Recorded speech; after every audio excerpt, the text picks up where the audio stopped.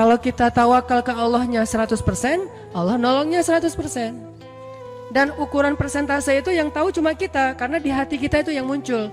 Ada satu titik keraguan berarti kurang dari 100%. Keraguan itu memperlambat datangnya pertolongan dan keajaiban dari Allah. Makanya aku tergantung prasangka hambaku kepadaku. Kenapa ada orang di zaman dulu tuh kayak dapat karomah, keajaiban-keajaiban dalam hidupnya. Kayak gak mungkin terjadi secara logika dan ilmiah. Karena memang dia yakinnya ke Allah itu 100%. Apakah kalau kayak gitu kita gak perlu ikhtiar? Perlu, tapi ikhtiar gak ada hubungannya dengan keyakinan. Ikhtiar itu hubungannya dengan kewajiban. Allah yang suruh ikhtiar, tapi yakin berhasil apa enggak, itu urusan yang kedua. Urusan hati antara kita dengan Allah Subhanahu Wa Taala. Kayak kita minum obat, tentunya kita harus beli obat yang paling bagus, dokter yang paling recommended, yang spesialis. Oke, itu ikhtiar. Tapi kalau sampai hati kita terlibat dengan ikhtiar itu, meyakini bahwa kalau ini pasti sembuh, kalau ini kayaknya nggak ada harapan, soalnya dokter juga nggak ahli, berarti hati kita sudah terpaut dengan makhluk dan berarti sudah berkurang yakinnya kepada Allah. Saat itu kita tidak akan melihat keajaiban. Yang terjadi dalam hidup kita saat itu apa? Hal-hal yang ilmiah. Kenapa kita hanya ngalamin hal-hal yang ilmiah? Karena kita yakinnya kepada hal yang ilmiah. Kenapa ada orang yang ngalamin hal-hal yang sifatnya miracle? Karena dia yakinnya kepada mukjizat. Yakinnya kepada aun atau pertolongan dari Allah Subhanahu Wa Taala.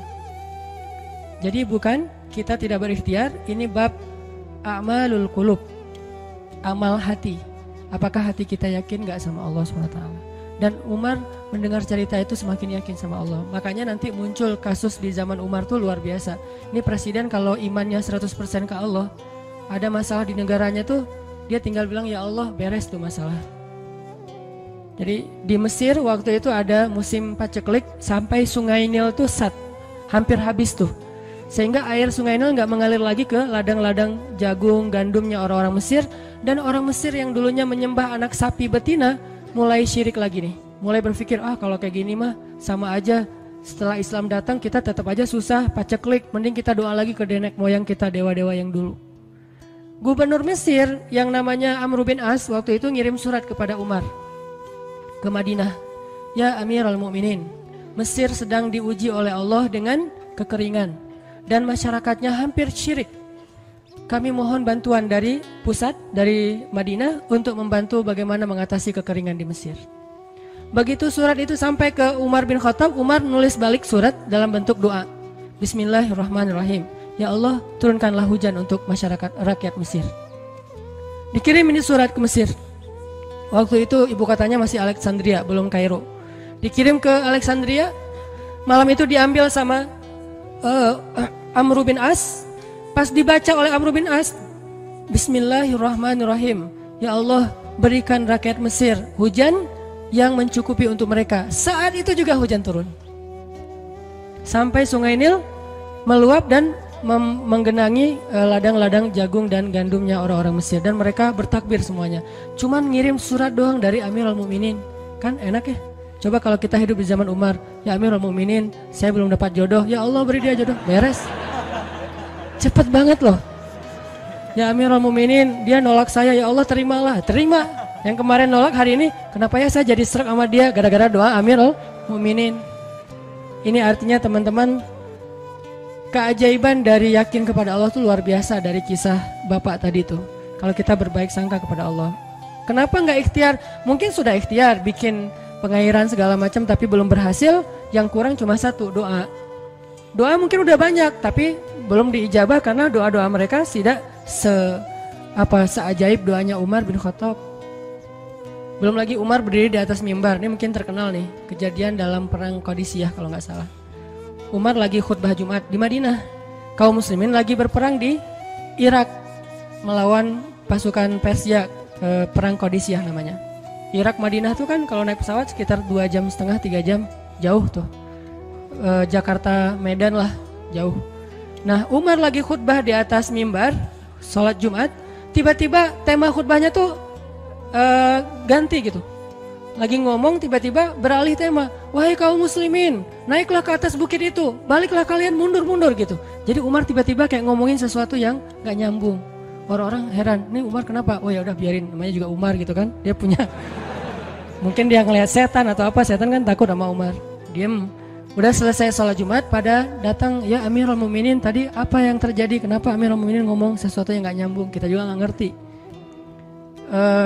Kata Amirul Mukminin, saya ngelihat Allah menampakkan kepada saya pasukan Islam di Qadisiyah yang terdesak, hampir habis dibantai sama musuh. Tapi saya ditunjukkan ke sebuah bukit yang mungkin mudah-mudahan itu jadi benteng untuk mereka berlindung. Saya suruh mereka naik. Orang kan nggak langsung percaya kan? Bener gitu terjadi kayak gitu. Kalau Rasul ngomong, mungkin aku naik ke langit, Isra Mi'raj, oke lah, itu aja masih ada yang mendustakan. Ini Umar yang ngomong, bukan Nabi yang dapat wahyu. Orang nggak langsung percaya. Selang beberapa minggu kemudian, pasukan Qadisiyah pulang. Jadi utusan mereka pulang bawa berita tentang kemenangan perang dalam perang Qadisiyah. Dia cerita, suatu hari di hari Jumat, kami sedang berperang. Kami terdesak, hampir habis dibantai sama musuh. Udah nggak ada jalan untuk berlindung. Tiba-tiba kami mendengar suara Umar. Amirul Mukminin berteriak, wahai kaum muslimin, naiklah ke atas bukit ini supaya kalian terlindungi. Akhirnya kami mundur naik ke atas bukit dan selamat waktu itu. Berarti benar-benar terjadi. Kok bisa? Ya, qadarullah. Ini keajaiban iman mereka. Apakah kita bisa ngedapatin pengalaman-pengalaman kayak gini? Bisa, kalau keimanan kita dengan level yang sama. Kalau nggak selevel yang sama pun, minimal kita nusaddid. Kalau kita tidak bisa sama persis, minimal kita berusaha untuk nuqarib, berusaha untuk pengalaman kita nanti walaupun nggak sama persis, mirip-mirip dengan pengalaman mereka. Lagi-lagi bukan berarti tidak berikhtiar. Ini keajaiban-keajaiban yang terjadi. Dan saya juga baru ngalamin kemarin pas saya di seminggu, nggak kurang dari seminggu yang lalu, saya baru pulang dari laut di Batu Karas. Di sini ada teman saya, Agi. Mana Agi? Nah, ini Agi ya. Ini by the way model iklan. Ada deh pokoknya iklan jodoh maksudnya. Agi ini anak Batu Karas. Agi boleh diceritain? Agi ini anak Batu Karas. Batu Karas tuh Jawa Barat, daerah Pangandaran. Dari Bandung kurang lebih 6 jam perjalanan. Kalau lagi ada ombak saya suka ke sana nonton orang main surfing. Nggak main sih, main dikit-dikit tapi nggak jago. Nonton orang main surfing. Ketemu Agi. Agi nggak tahu tuh ya. 2 hari sebelum saya datang ke Batu Karas, dia sakit, kayak demam gitu. Mungkin habis diputusin kali ya. Dia demam gitu, nggak enak badan, pengen pulang. Biasanya kalau nggak enak badan cuma dia tinggal di Jakarta, paling juga di kos-kosan. Tapi kali ini pengen pulang ke Batu Karas banget. Aduh, kenapa ya pengen pulang ke Basroh Batu Karas gitu ya. Batu Karas kayak Basroh gitu. Pengen ke Batu Karas. Pas dia pulang, hari saya lagi mau main tuh, dia diajak sama temen dia, ngojek itu apa? Berenang yuk gitu. Berenang yuk, berenang. Dia ikut, padahal lagi nggak enak badan, tapi pengen berenang.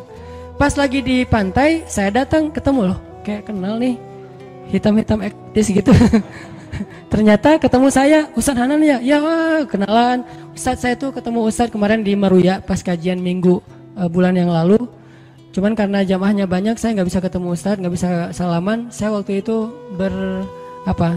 membatin, ya Allah saya pengen banget ketemu Ustadz Hanan langsung, tapi jangan dalam suasana ta'lim yang ramai, langsung berdua. Mudah-mudahan terkabulkan. Akhirnya Agi banyak istighfar sebulan istighfar. Akhirnya terjadilah yang tadi itu, dia nggak enak badan. Saya juga tiba-tiba ujuk-ujuk, kenapa ya saya pengen ke Batu Karas, kenapa ya pengen ke Batu Karas. Ternyata di sana ada ombak. Kan ada Agi. Ketemu aja di Batu Karas. Itu cara Allah menskenariokan, dan itu terbukti banget loh. Istighfar bukan karena saya orang soleh, dan kita bisa istighfarin siapa aja. Saya pengen ketemu ini, saya pengen, dan itu ajaib. Kalau misalnya nggak ketemu pun di dunia, insya Allah ketemu dengan orang soleh itu nanti di akhir. Apa ruginya beristighfar dan berdoa? Nggak ada ruginya kan? Ya Allah, saya pengen banget ketemu dengan, misalnya sebutlah ulama yang paling kita ngefans di dunia siapa gitu, dengan Imam Sudais, Imam Masjidil Haram. Pengen banget jabat tangan sama Imam Masjidil Haram yang ngimamin umat Islam seluruh dunia gitu. Tapi kan gak mungkin. Kita umroh, kita haji juga gak bisa ketemu dengan Imam Sudais. Kita berdiri paling depan ya, di dekat dengan Hajar Aswad. Begitu mau sholat diusir tuh. Begitu selesai salam langsung dipagar betis sama askar-askarnya. Susah ketemu beliau tuh, ajaib banget kalau bisa ketemu. Tapi kan gak ada salahnya beristighfar kan. Astagfirullah, astagfirullah, ya Allah, Sudais, astagfirullah, astagfirullah, Sudais, astagfirullah. Terus aja gitu. Pengen ketemu Sudais, Tiba-tiba bisa aja sudah datang ke Indonesia, ada seminar apa, mungkin bisa ketemu yang paling logisnya. Atau kalaupun nggak ketemu di dunia, tiba-tiba bangkit dari kubur di sebelah kita. Siapa? Kan kamu sering manggil saya dulu, siapa? Sudais yang mana ya? Imam Masjidil Haram, Masya Allah Syekh gitu. Dan orang soleh nanti di akhirat, dialah yang salah satu akan menyelamatkan kita dari perjalanan yang sulit. Selain syafaat Rasulullah SAW. Jadi kalau disebut nama Nabi, kita spontan ya, Sallallahu Alaihi Wasallam. Kalau perlu bahkan kayak respect banget gitu. Kalau disebut nama Nabi langsung Sallallahu Alaihi Wasallam, karena luar biasa jasa Rasulullah.